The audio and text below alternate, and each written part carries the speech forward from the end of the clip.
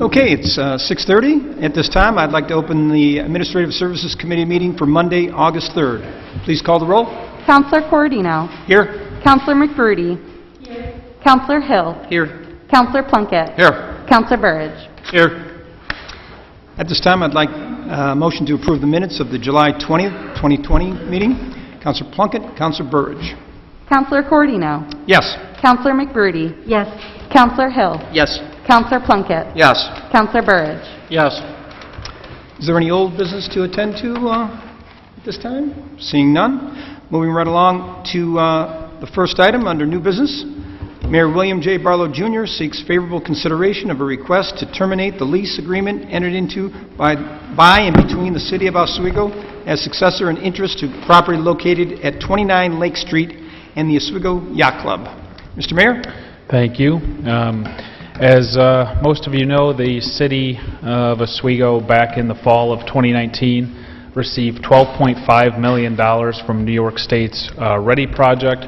The READY fund was established by the New York State as in an effort to make $300 million available to communities along the Lake Ontario shoreline to fight against high water and associated flooding that's related to IJC's 2014 plan that alters the water management process on Lake Ontario.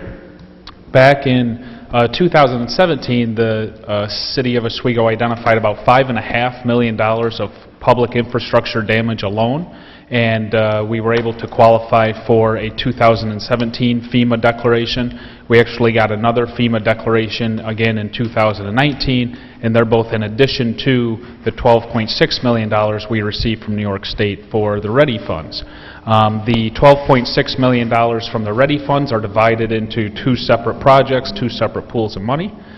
The first project are improvements to Wright's Landing Marina, where we'll actually elevate the marina 2 feet and put in some other public amenities like a pavilion, another fire pit seating area.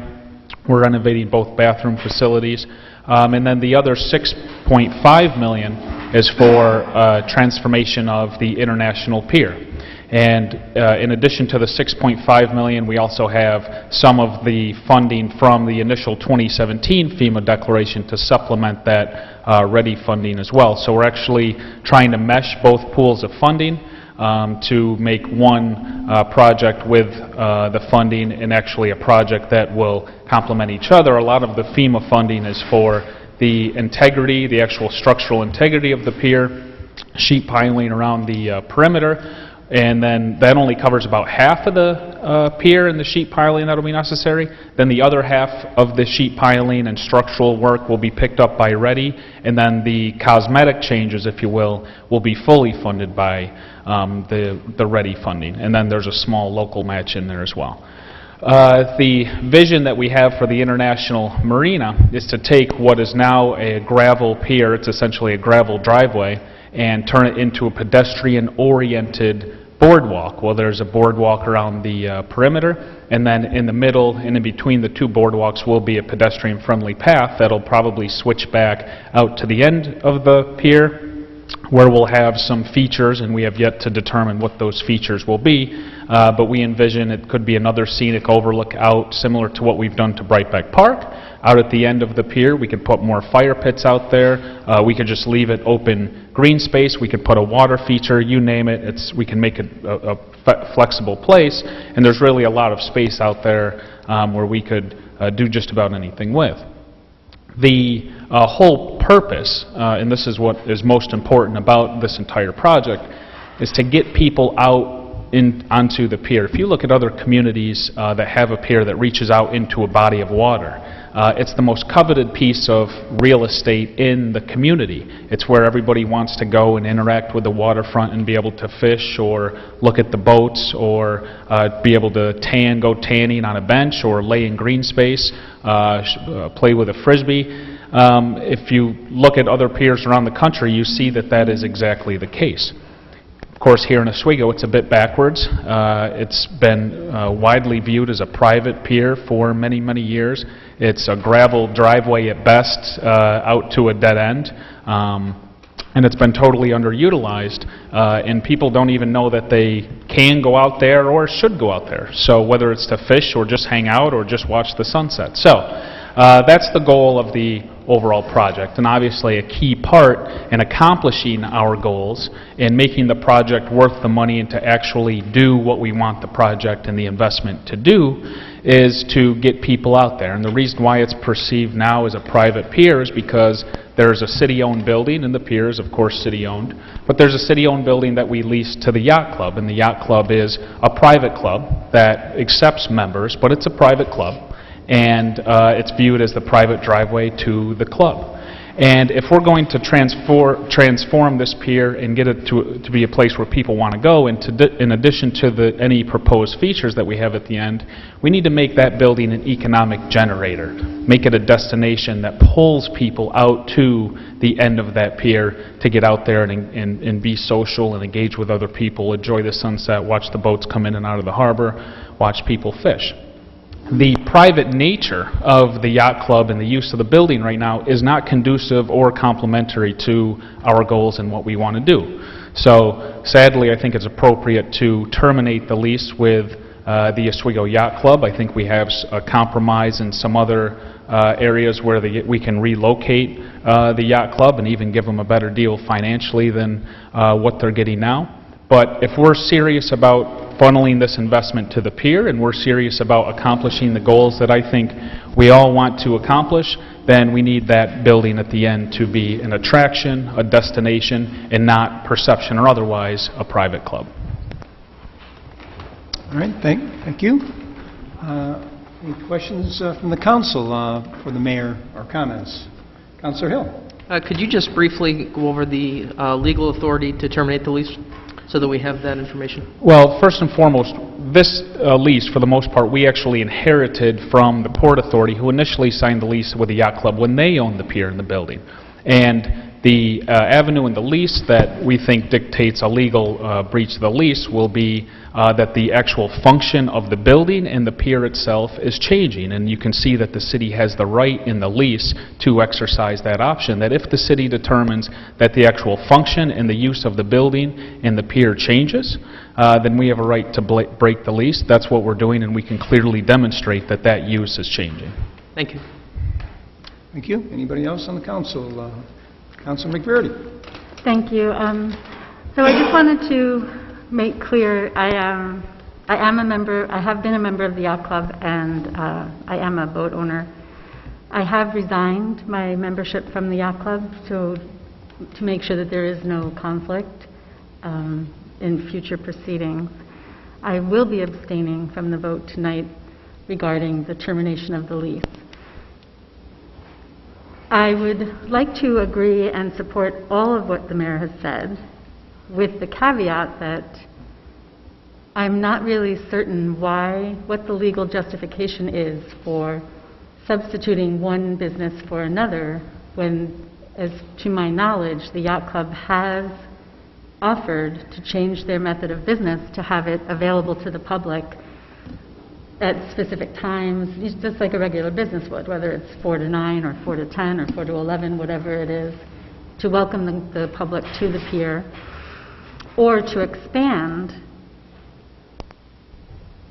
and allow a private entity to take over the actual building space that the Yacht Club is in, and perhaps the Yacht Club could expand to the south. So there were options that would accomplish what the mayor is saying without involving or getting us into any legal costs for terminating the lease. That was my main concern. Thank you. Thank you. Anybody else like to comment on the council? Anybody else? Is there anybody in the public that would like to comment? Good evening, Council and Mayor. On behalf of the Oswego Yacht Club, my name is Philip McVerde. I live at 15 Westwood Street. I'm the Commodore of the Oswego Yacht Club at this moment. And I'd like to place our objections on the record that we do not believe there's legal justification for termination of a lease at this point, and we don't see legal sufficiency at this point. And we believe that the Oswego Yacht Club has always been and will always maintain a public benefit for the city of Oswego. We are a value-added, family-run community organization that brings education, that brings for the city school districts, for local boaters. We bring people to the city. We bring people to the harbor for benefit of this wonderful waterfront, which we wholeheartedly endorse. We certainly can't think of a better use of the waterfront than what the mayor has in mind. But we could and should be a part of that. And frankly, we have a legally binding contract for property interest in the building that we could expand or use, but we certainly have a legally binding contract at this point, which there is no legal sufficiency at this point to break. And we object on that matter. Thank you. All right, thank you. Is there anybody else from the public?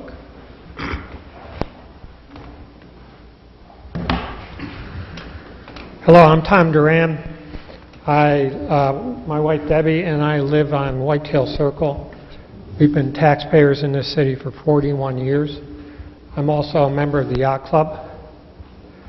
All of you have received emails from me in the recent weeks. I wanted you to be able to put a face to the name. Some of you I know already. John, I taught in 7th grade. You don't look the same. But I want to echo what Phil said.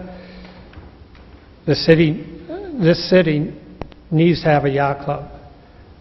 I'm a very avid sailboat racer. I visit clubs and marinas all over Lake Ontario and the East Coast. And it would be just crazy for this waterfront not to include a yacht club. One fact that you need to understand, we talk about public use of that space. The pier is 90,000 square feet. Think about that number, 90,000. The yacht club leases 600 square feet. There's plenty of room for the public out there. Lots of it. Think about those numbers, please, before you vote. Thank you. Thank you. Is there anybody else? Please. Hi, my name is Jean Rotano. I have never lived more than 3 miles from the harbor. I am not a city resident.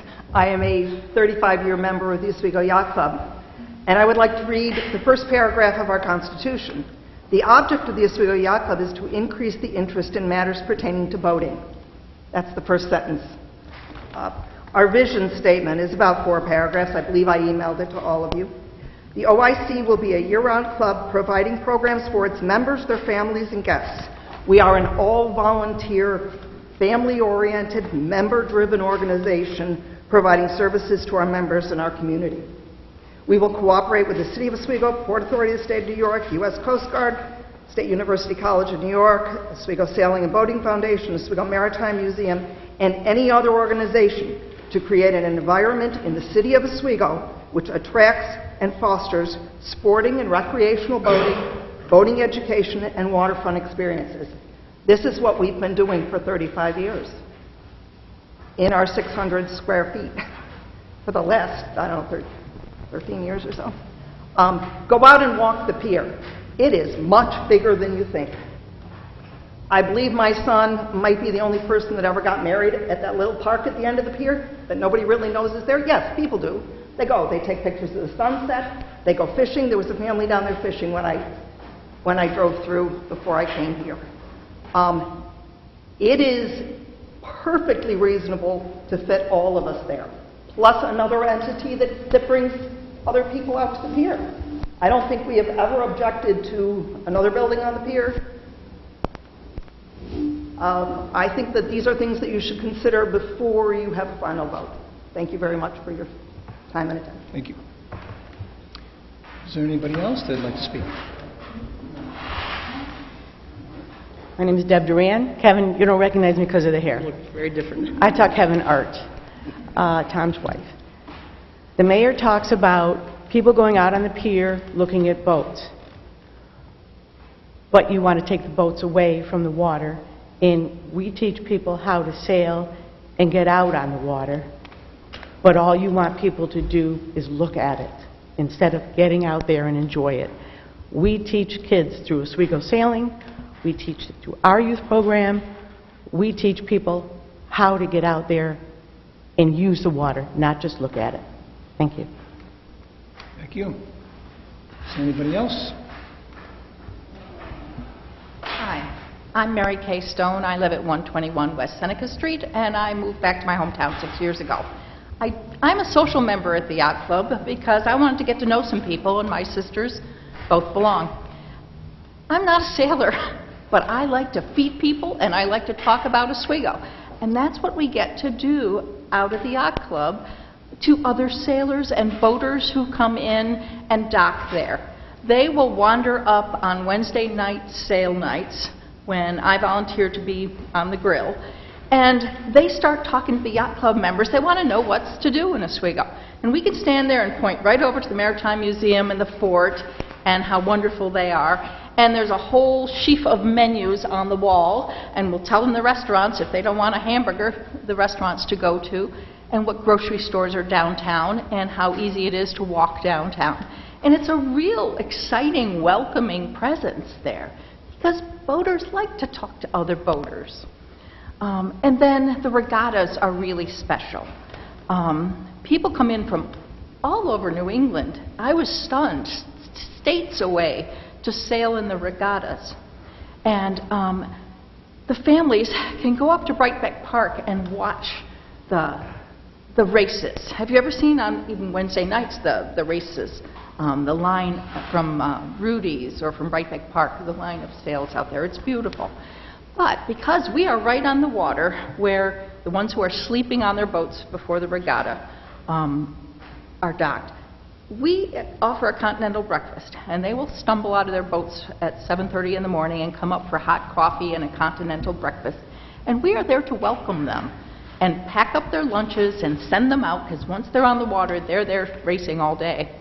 And we make them feel welcome. And without a presence right there on that dock, it's not going to be the same. And people love coming to Oswego for racing. It is just warm and welcoming, and it's a beautiful spot. And they've got that venue of a Brightbeck to look at.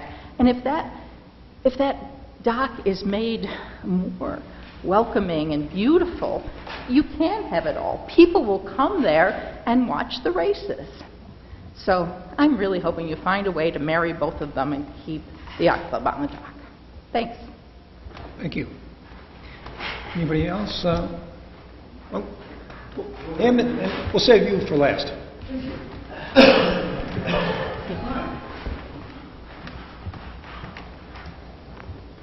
Good evening, councilors. My name is Chris Rotuno. I'm a lifelong resident. Well, not lifelong. I moved here, was stationed here in the Coast Guard in 1974 aboard the Point Steel. I sent emails to all the councilors giving you some history of my background with the waterfront. I bring a lot of experience to the waterfront. I'm a Vietnam-era veteran, and I enjoy being a member of this yacht club. And I feel as though it provides a social outlet for fellow veterans to come there. And if this proposal is voted as the mayor wants to vote it in, that there'll be a vote against the veterans of the city of Oswego, the veterans of the county of Oswego, and veterans from outside the state of New York that come here to fish. And I just don't see any positivity out of the idea of turning this building that we're currently into a public bar that has no social redeeming qualities whatsoever. My son learned to sail at the Oswego Yacht Club.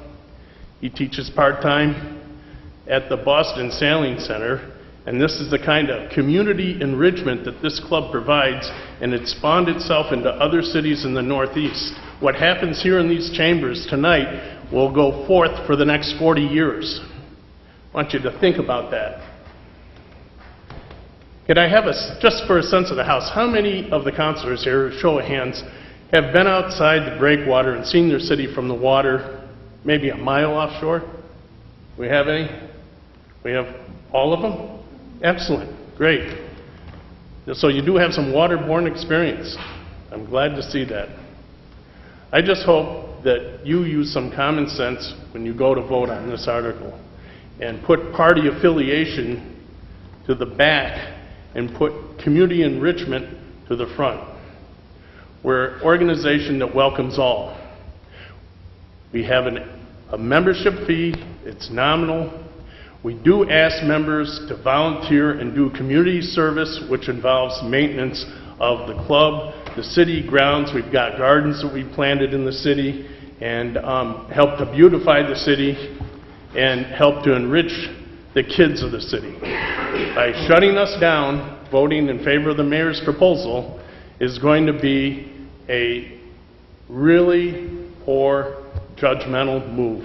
And that's all I've got to say. Thank you very much. Thank you. In the corner?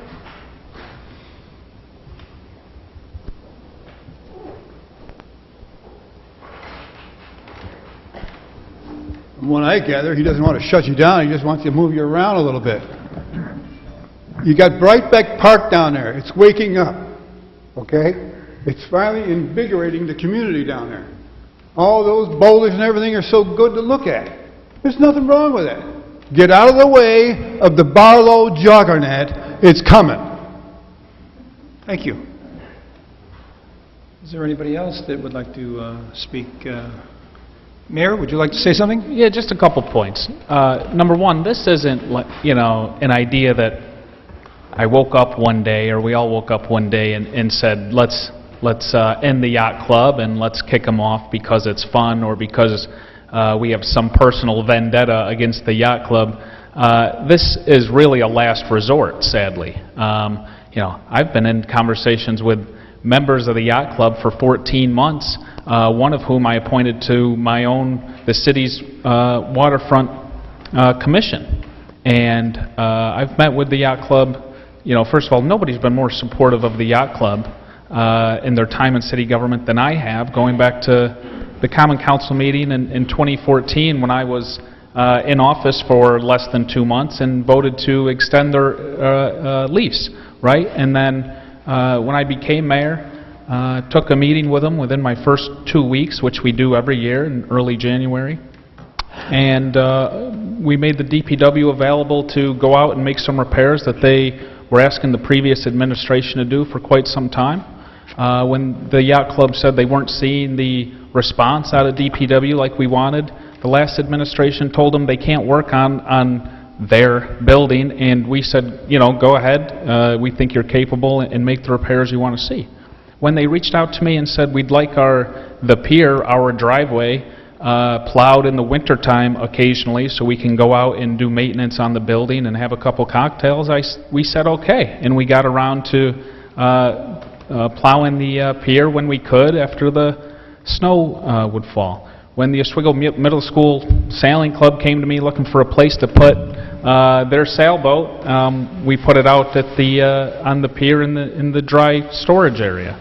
I take meetings with them all the time, and we were ready to help them get a new roof and do some other things. In 2017, when all the other marinas were closed because of the high water, and the yacht club was still open, and they were able to host other regattas and other events that all the other clubs around the lake had to cancel, we got the club before the Common Council, and you voted to let them have the public space. And then after that, when they came and said, we'd really like camping out on the pier so people can put a tent or a camper out there, we were told before we couldn't do it. Can we do it? We said yes. So this isn't, an idea that we had, and we haven't thought it through. As I've said, I've been trying to talk to the yacht club members for 14 months, getting nowhere. The only place I got was showing the rendering, which is, a goal. It's not, it's a vision. It's not, to be ripped apart and shredded every minute detail, which is what happened every time we tried to have a constructive conversation. I've met with yacht club members 4 times to try to, when they say we can have another building out there, that's news to me tonight, because that wasn't the approach and the attitude and the opinion leading up to tonight. When we were going to take away all the parking, or at the planning board meeting mentioned significant reduction of parking. They weren't on board with that either. So it's really a last resort, and I've been willing to talk about the vision we have, and I've talked about how we thought the yacht club could play a role, but when that conversation was never constructive and was only being ripped apart and the conditions are out on the pier are so bad, I still can't figure out why the yacht club wants to be out there if you listen to their testimony on why it's how bad the pier is and the atmosphere out there is. So we've tried, and to get to this point tonight is the last resort. In fact, the one piece of constructive criticism that they provided me, I actually took back and did some research on. Their concern was the location of the docks from the east side of the pier or the west side. Right now they're on the east side. Our plan originally called to put them on the west side for a few different reasons. The yacht club member said, "We don't like that. Will you reconsider?" I said, "Sure. What are the reasons?" They gave me the list of reasons. Depth was the main one. So I kind of liked them on the west side. So we sent DPW around to take depths around the marina. The yacht club used to exist in the McRobey building and would dock in Wright's Landing, where most other boats dock now, where the water ranges from 6 to 10 feet deep. The location of the docks on the west side would be anywhere from 12 to 6 feet deep, and that's not with the 2 additional feet of new water.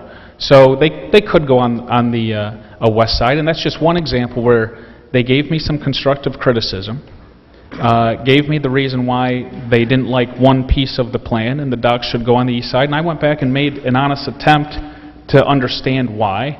I found out that their concerns weren't totally valid, but nevertheless, looked into it, was willing to work with them, and you know, that's just an example. So I think we were practicing in good faith for the last 14 months.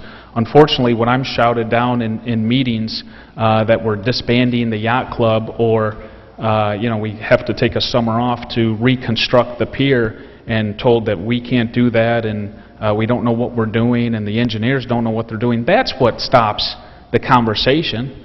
And that happened more than once. And that's the unfortunate part. So tonight's a last resort. It's not something I take pleasure in doing. We have passionate people here, passionate about sailing, and the club absolutely does some good. But the other part is, when they say they only lease 600 feet, that is true. They only lease 600 feet. Unfortunately, they forgot about that until tonight, because I know I have a story where I went on the pier in the summer of 2014, and there was a bunch of vehicles parked along the pier, and I was just out aimlessly driving out there, and somebody came out and asked me what was going on and said there's an event. I said nothing, just checking out. They said there's an event, so you know, can I help you? And I said no, just checking out. And they said, well, we're in the middle of an event. Why don't you, you got to get going. Okay. You know, ask our Marina workers if the pier's private or public. I don't even think they know. In fact, when I was mayor, when I first became mayor in 2016, the Commodore at the time got mad at me because I took down the private sign leading out to the drive. That's the truth. That actually happened. It's a culmination of a lot of things. So to sit here and portray that we're just without thought kicking the yacht club out isn't so. There was a lot of thought that went into it. Unfortunately, there were a lot of back and forth meetings that didn't go so well leading up to today. There's still, as Councilor Hill, who's on the Waterfront Commission, can tell you, there's still this negative attitude towards the project from the member of the yacht club on that commission. So it's unfortunate, but I do think there's no hidden agenda here. I mean, the agenda here is to get people to the waterfront, to capitalize on our world-class waterfront, which the city, in my opinion, has never done.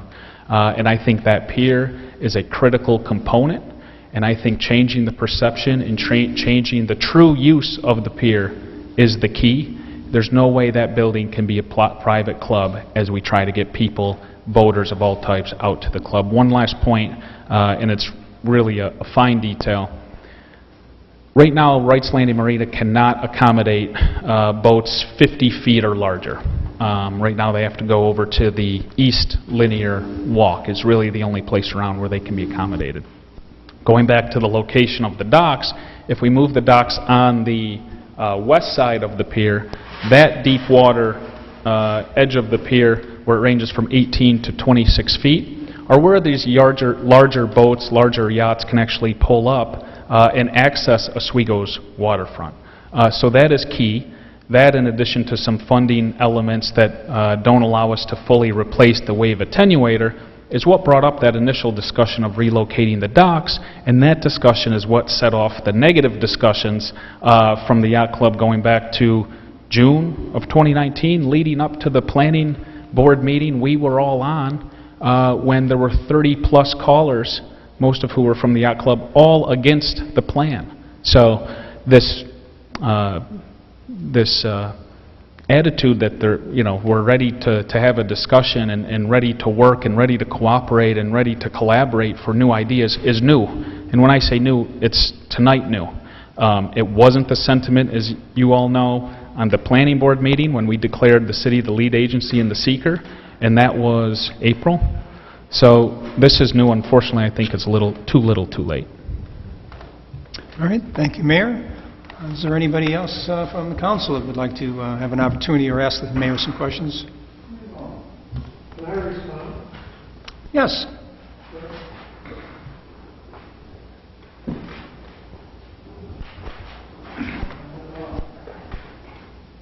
Some of you may know that we had a meeting with the mayor Thursday. Rob was there. Jim Clunan was there. Actually, you all know that because you received an email from Susan talking about that meeting.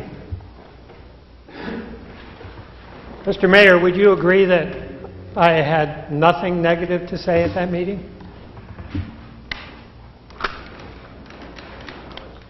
I would agree that for an hour and 15 minutes, we listened to your opinion, your concerns, your thoughts uninterrupted. I would say in the following 15 to 20 minutes, we not only countered the feedback, the opinions, and the thoughts you had with what I think you and Mr. McBrearty thought were reasonable and legitimate concerns, but I think we clearly demonstrated the lack of a good faith effort on behalf of the Yacht Club leading up to Thursday night when I pointed out that I included, without provocation from anybody, the Yacht Club on the city's waterfront commission. The person I selected was a direct recommendation from Commodore McBrearty, who has done nothing for the last 14 months but talk negatively about our plans, talk negatively about the development, talk about how unattainable the project is, and focused on a rendering that is simply a vision versus actually offering constructive criticism to help collaborate and work together to a common solution. So my point is, I thought our meeting Thursday night went really well. We went back and forth, we had good dialogue, and there were good points. There's no winners here. My point is, this isn't something that we thought of and it's just a reaction or some vendetta against the club.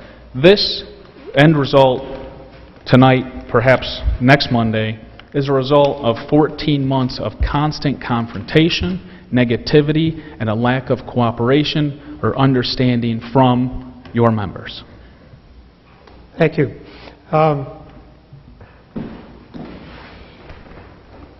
We had some constructive suggestions. Actually, I had them almost a month ago when I emailed the mayor with 12 questions that I thought should be answered regarding that pier, because I was trying to get information straight from the source, our mayor here, so I could respond to it. There's been a lot of talk among boat owners and sailboat owners and yacht club members, and it's not my policy to stand up and comment on idle talk from people that I don't even know. So I asked them very directly what the plans were. One of the issues about the rendering is the rendering that I have looked at and have based some of my concerns about dates back, I believe it's February, and I was trying to get a more updated idea of what the city's plans are for that pier, so that I could really approach this from a more educated, more up-to-date standpoint. With regard to moving the docks to the west side, I did some investigation in that it's not that I think it's a bad idea because it wasn't my idea. There is when the docks were on the east side, they were damaged by northeast breeze. Whenever we get a northeaster, that area is subject to damage unless the wave attenuators are in good shape. Unfortunately, the wave attenuators are not in good shape. When they were, they worked well, but they're not in good shape anymore. Well, if you measure the distance from where those wave attenuators are all the way out to the lighthouse, on a northeast breeze, you have 3,400 feet in which the waves can build and get big. That's how it works on the lake. The longer the fetch, that's called fetch. The longer the fetch, the bigger the waves. Well, if you move the docks to the northwest corner, just out of curiosity, I measured from the northwest corner to the steam station, because that's the fetch on a westerly wind, happens to be just about the same, 3,400 feet. Now, as a boater for 50 years, I'm not accusing anybody of being incorrect. I'm just going to say that when we get a westerly, and we get westerlies way more often than we get northeasterlies. We'll get a northeasterly once this tropical storm exits off of Maine. We will get a northeasterly. But we get westerlies weekly over here. Any docks that are put out there are going to be destroyed the first year they're there. If they're not destroyed, the people who rent those docks will not come back. I can guarantee that. And I'm trying to be helpful here to have the city avoid making a mistake like that. And frankly, when I saw the rendering, I did some research about Delta, the engineering firm that produced the rendering. Because as soon as I saw that they were possibly going in that area, I thought,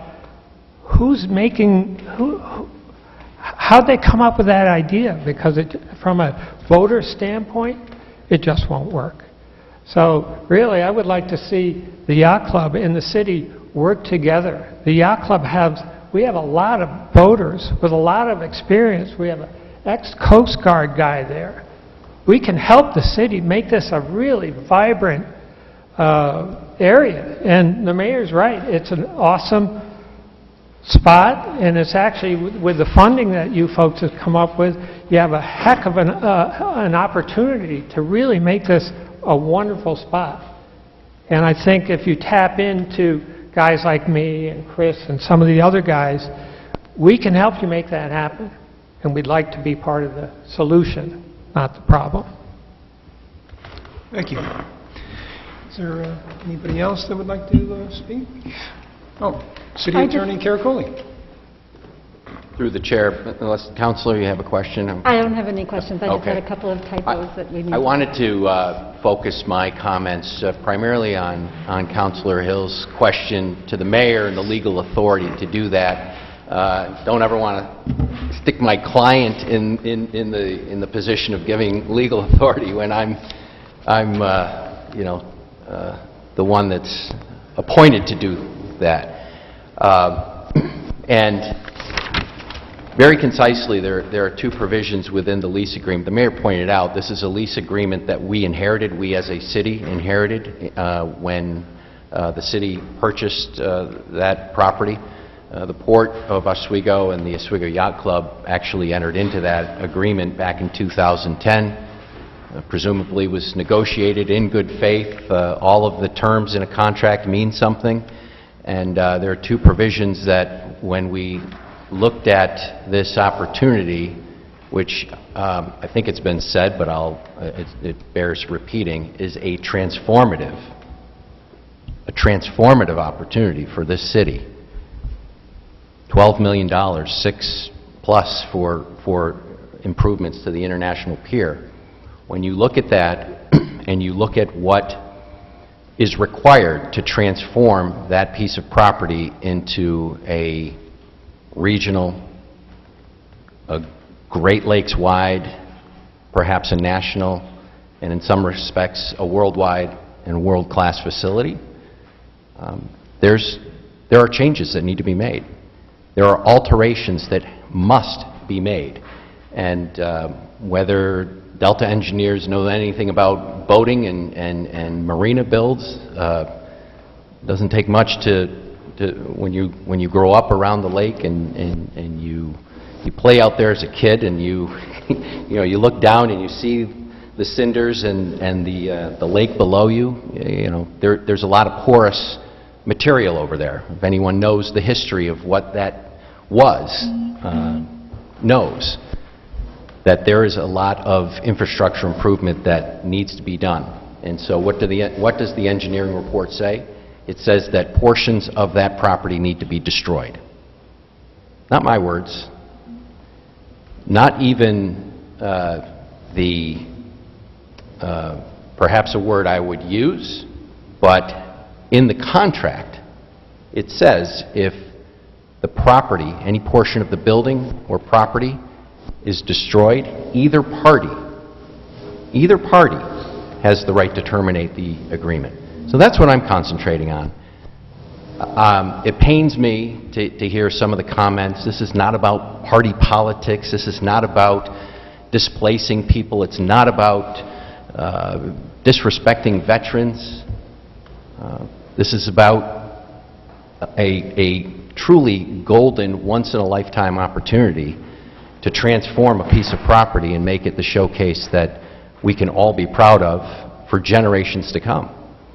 Just like the Yacht Club has been here for over a century. It's not going anywhere if the members will it to stay and improve upon what we have here. I don't see this as an end. I see it much differently. I see this as a beginning.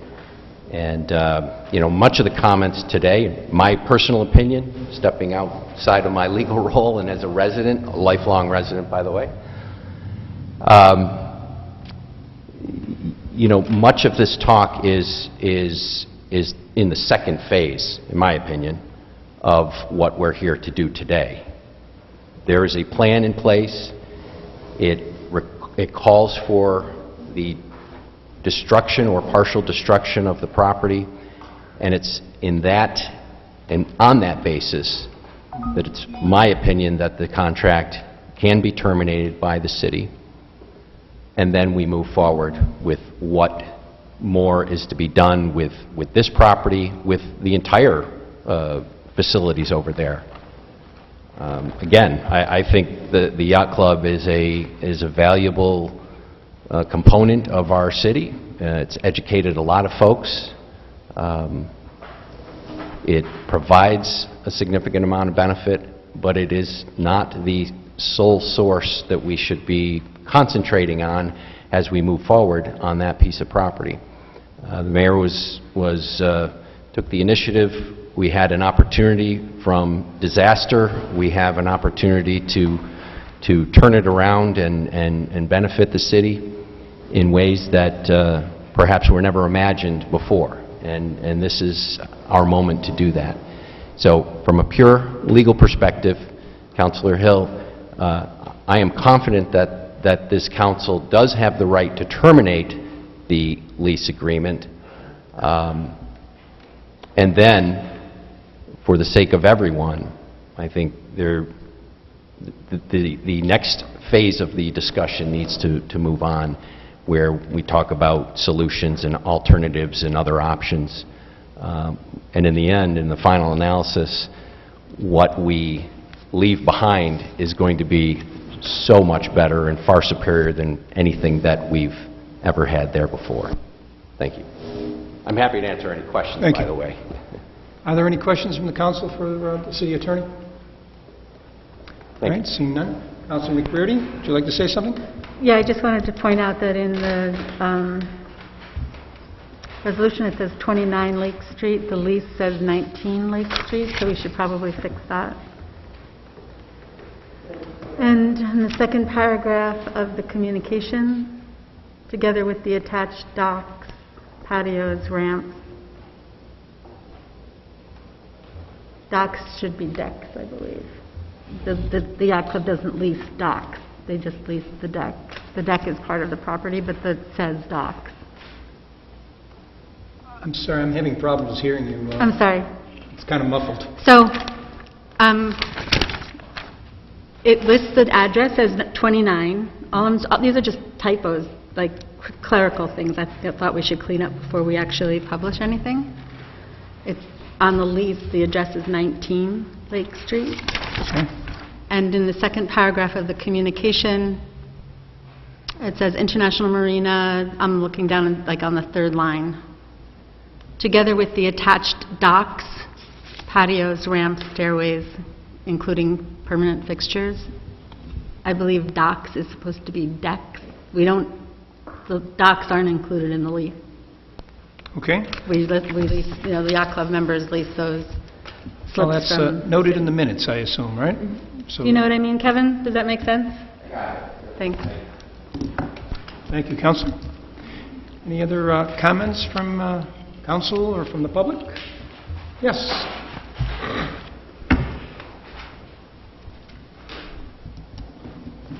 Hi, everyone. I'm Mary Watson. You know me well from other meetings, and I had no intention of speaking tonight. I'm not a member of the Yacht Club, never have been, but we did own a boat for over 20 years. We know the lake well. I see an impasse here tonight, and I don't think it needs to be just about the lease or just about the city. I think there can be a compromise. And I have not seen the renderings, the drawings, but just an idea. Could the Yacht Club somehow rent part of the facility, a lower level, a left or a right? They bring their people in here for regattas, show them the town, and then they can go to a tax-paying restaurant that's attached when they have groups in town. Why wouldn't that work for everyone concerned? I don't believe that any dock should be on the west side. Again, as a boat owner, those boats are going to have the hell beat out of them if they're not on the leeward side. It's common sense if you know our harbor, if you know our weather.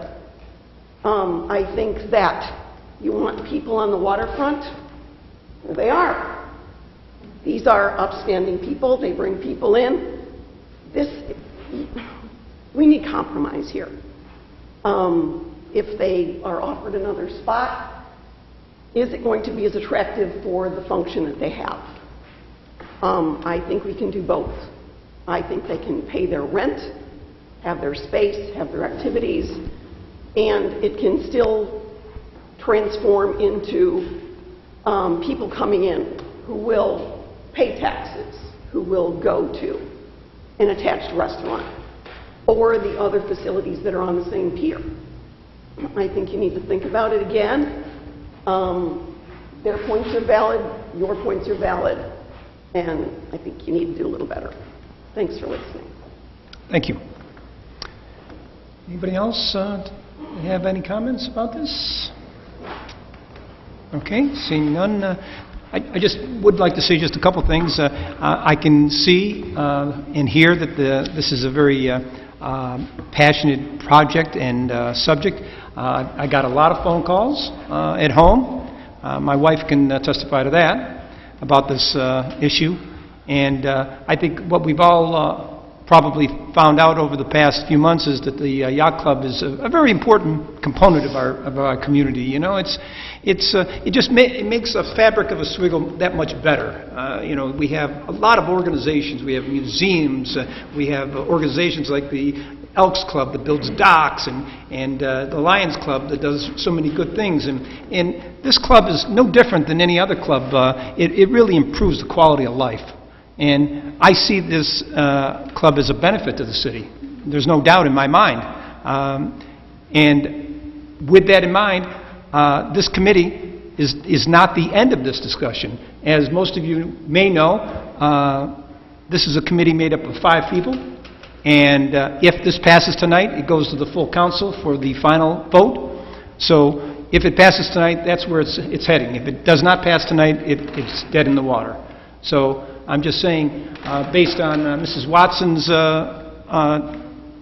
talk, that there could still be time for a compromise. So regardless of what happens with this vote right now, you never know what could happen in a week's time.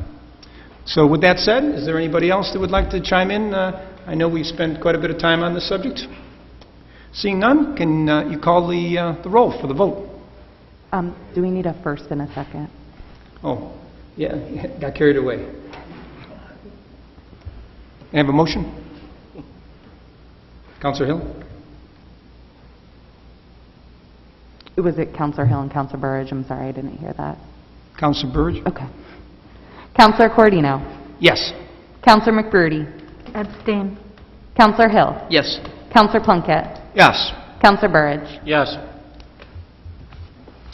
Moving right along to item number 2.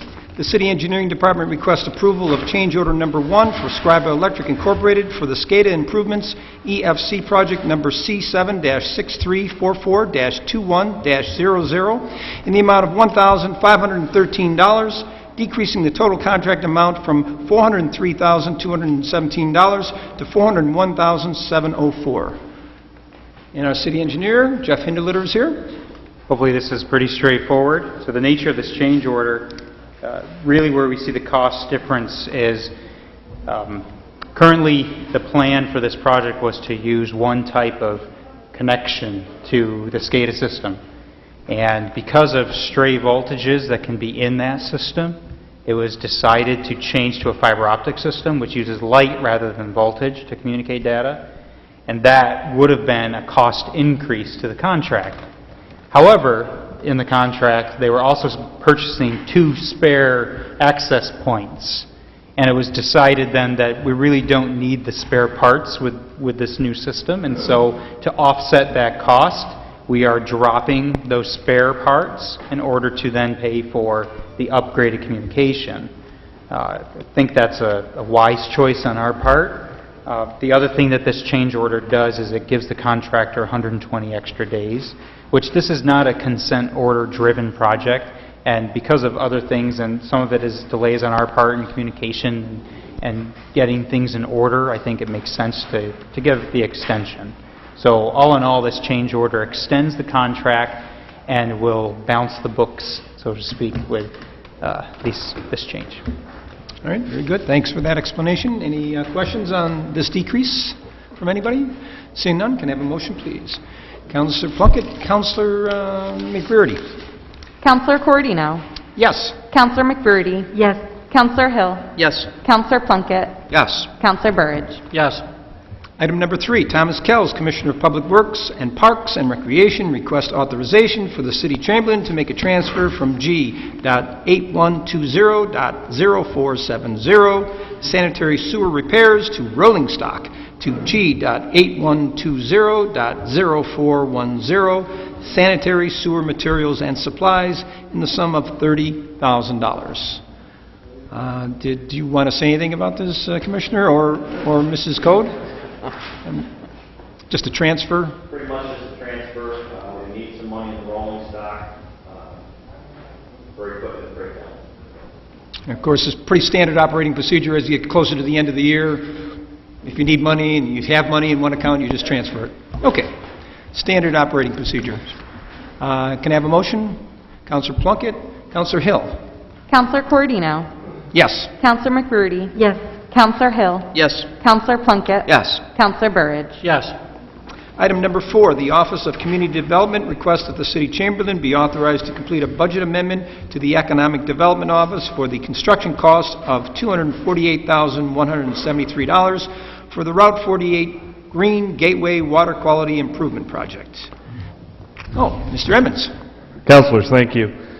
This is one of a couple of grants from 2015 era in which our current operating procedure as we do grants now is that the City Council votes to fully fund those grants up front. So when we come to you for a budget or for approval of a grant to accept money, the Council actually at this point fully funds the entirety of the project up front, and Mrs. Code has developed a great process for that. However, we have 2 older grants, one the Seneca Street Bikeway grant, and this grant in which at that time the operating procedure was not to fund those grants up front, but to have kind of this rolling process in which, as bills became due, we would come to council for that funding. As a reminder, with all of our grants, at the end of the grant process, we ask for reimbursement from the state to come back into the city coffers to reimburse ourselves for this grant. So this $248,173, this shows a point in time in which W.D. Malone has completed the bulk of their work on Route 48. There's still some work to go, but this is the bulk of the work related to this project. And so I'm asking for approval from the council to advance the funding necessary to go ahead and pay those invoices for W.D. Malone. All right, very good. Any questions from the council on this one? From the public? Let me just say I drive that route quite a bit, and it's certainly a great improvement, the work they did. We have some work to go, to be quite honest with the council. W.D. Malone did excellent work. We have a little bit of push and pull with the engineer that designed it. It wasn't our city engineer. It was a firm that was hired in terms of their overall design. And so if you go by there, quite frankly, and you're like, well, there's some nice trees, but what's happening in front of the old Shapiro building and stuff, those are things that we're addressing directly with the engineer right now in terms of their design and some concerns that we have raised with them. So the work of W.D. Malone is exactly what was spec'd to them by the engineers. It's just that the engineer's design may not have been the best, you know. So it's you know, an engineer might recommend that you have a 4x8 for your roof, and that's what they've spec'd out, but it really needed to be a 4x12, and the roof collapses, right? And so we're going back to them and saying, the roof is collapsed with your design. We need some assistance now back from the engineer to finish the work out there. So I will be coming back to the council in the future for some change orders and some other things related to the project, not exceeding the amount in total of $440,000 for this grant, but as we kind of push and pull with the engineer to get that project actually to a much better status than where it is today. Thank you. Yes, Councilor. Oh, yeah, I just wanted to say also for some of the councilors that may not have been here as long as Councilor Cordino and myself, I know this has been kicking around for a while before it was actually done. There were different locations. They were going to do it up at the corner near the gas station. They were going to do it farther out by the country club before the road collapsed up there. So I really appreciate it because living in, having most of it in the 5th Ward, it's a vast improvement when you enter the city. One of the Barlow administration's key initiatives has been to improve people's first impression of Oswego. And so I think it's great that this grant's finally come to fruition, and I hope the council will see to support it because, you know, when you come in along our riverfront, it's beautiful, and you come down there for years, it has been neglected, and I think it's really done a nice job and gives people better impression as they're entering the city on the west side, coming down the river.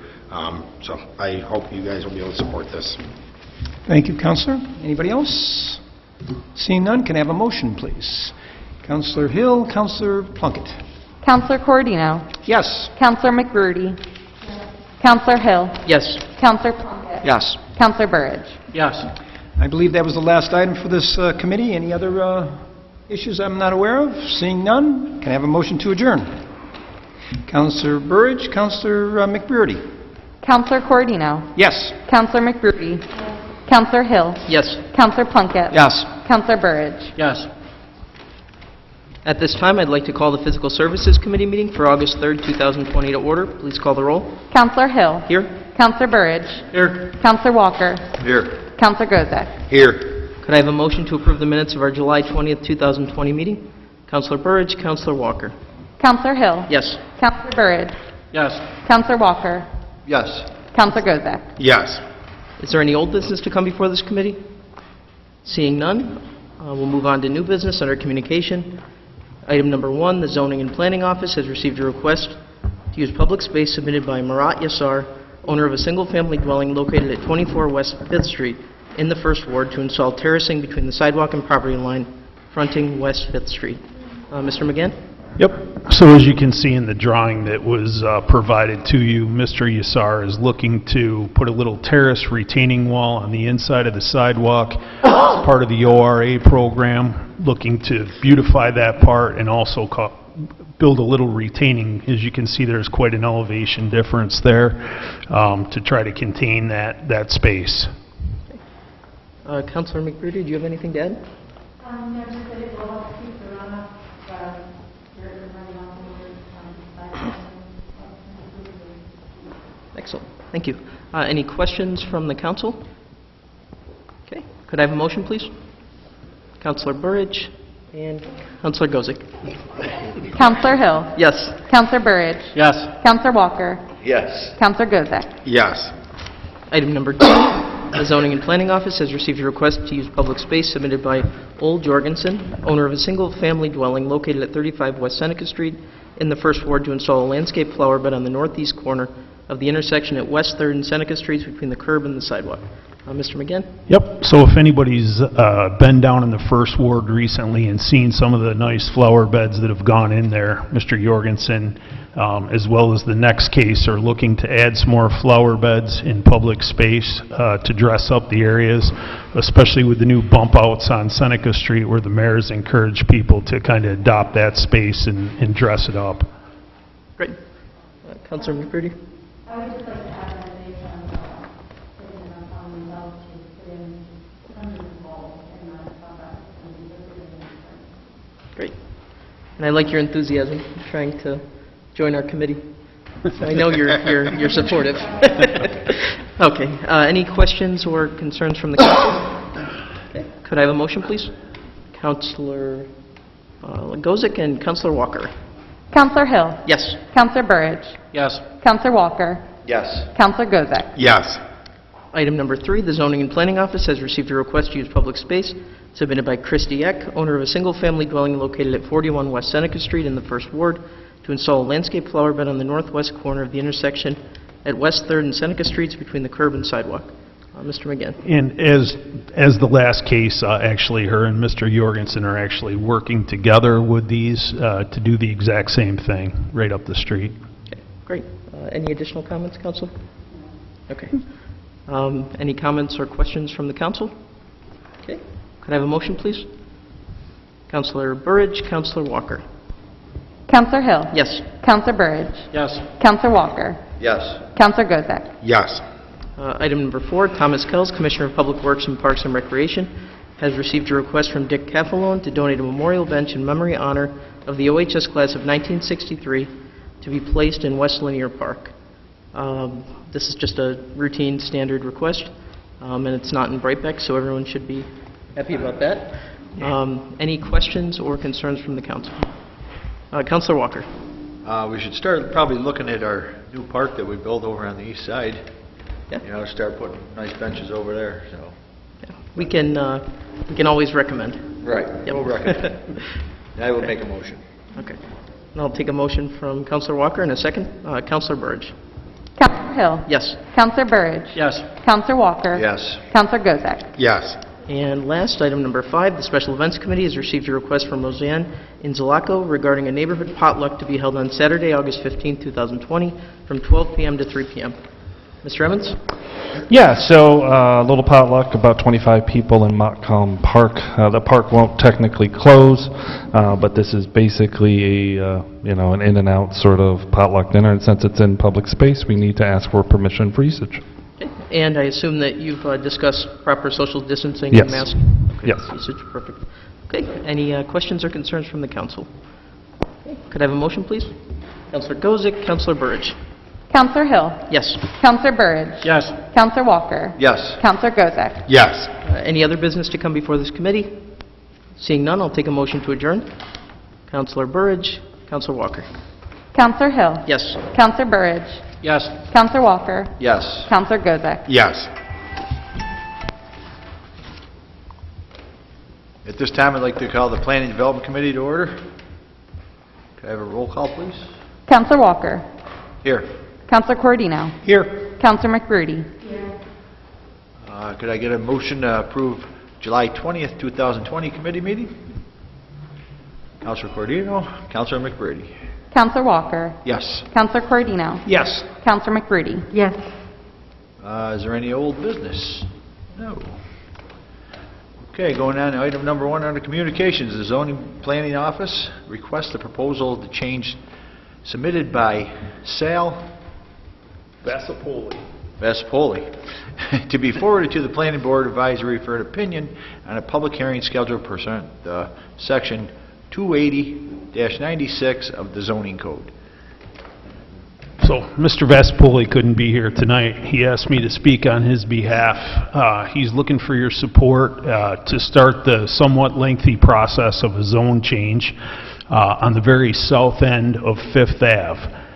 Mr. Vasapoli owns what was called the Blues, formerly known as the Blues, the first 4 buildings on Fifth Ave, and then I don't know how many you're familiar with, there's actually 2 more at the very end of Fifth Ave.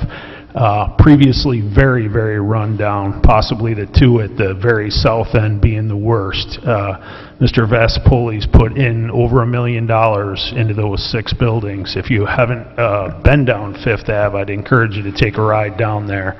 The last 2 buildings that would be adjacent to the property that we're talking about, the zone change, he's done a lodge look on those buildings there, creating some beautiful spaces for rent with some beautiful views out over the lake, over the ball fields there at the college. The property directly behind the piece that we're talking about is zoned now, is traditional business, so by changing it from TN2 to traditional business, it would be already adjoining to what is already there on traditional business where the ball fields and so forth are in the back. As that property sits now, it's been vacant forever, undeveloped. Would be a good chance to get it on the tax roll at a much higher rate. Mr. Vaspoli is looking to do multiple family unit there, possibly up to 30 units. If you haven't seen the projects that he's done down there, he's kind of not only transformed the 6 buildings that he has down there, but he's also kind of renewed the faith in the neighborhood and gotten individual residents to actually start investing in their properties.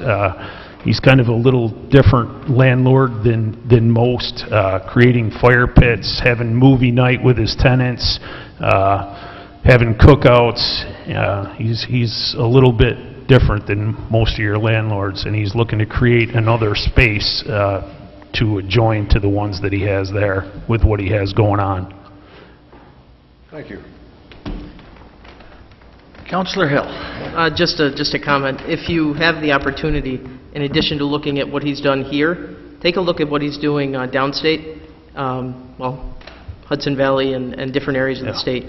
It's incredible, transformative projects, and I think that his record so far has been very impressive, and I would urge you to consider making this change for him. Very good. Also, besides those projects up on the Blues, Mr. Vaspoli has also purchased some city houses, one being 231 West 5th Street, really probably, as Mr. Gozick can tell you, probably on the verge of condemnation, put well over $80,000 into it, and has definitely made a difference in that neighborhood, and is currently doing 248 West 2nd Street, which is right behind the parking lot of Elam Grace Church, another house that possibly was worse than the one on 5th Street, and if you haven't driven by that house, you should, to see the difference that he's making with that house right there. That one's probably going to be a $100,000 investment to turn around a blighted property that probably should have been torn down. Thank you. I do have one question. Sure. Who owns the property now that he wants to come forward? Tony Pauldine owns the property on 5th Ave currently, and they have been in the conversation of buying the property as long as he can zone change it to do what he needs to do with it. I think that's going to be vital in his purchase of the property. Is that where his pole barn is? I'm just trying to picture. So Tony's pole barn, in respect, the next 2 buildings going south are the last 2 of the Blues apartments that Sal just redid into the lodges. And Tony's building that's actually zoned commercial is on the north side of that. So it would be 3 tax map lots down going south on the same side of the road. Thank you. Any other questions, concerns? Okay, can I get a motion? Councilor McBurney, Councilor Cordino. Counselor Walker? Yes. Counselor Cordino? Yes. Counselor McBurney? Yes. Okay, if there's no more new business. Could I get a motion to adjourn? Councilor Cordino, Councilor McBurney. Counselor Walker? Yes. Counselor Cordino? Yes. Counselor McBurney? Thank you. It's all adjourned.